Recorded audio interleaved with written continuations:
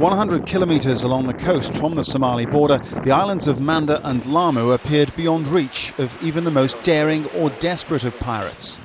But just after 3 a.m. local time on Friday, a group numbering between 6 and 10 men emerged out of the night and bundled Marie de Dieu into their boat and away. And we just had that everybody to lie down and they took my partner and they go away. For Kenyan police, it's a major embarrassment. That pirates could penetrate so far along the Kenyan coast seems a remarkable lapse in security, especially as analysts have been warning of exactly this possibility for several weeks.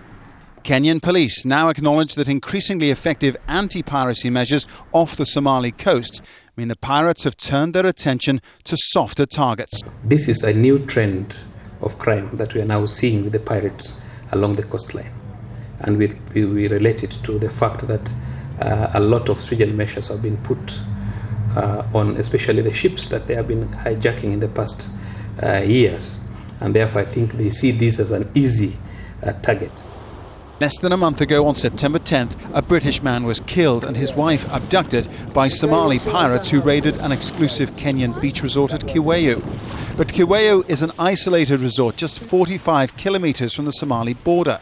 This latest raid, twice as far away and in a far more populated area, marks an extremely worrying development for the tourism industry, already suffering after Kenya's post-election violence and the global economic downturn.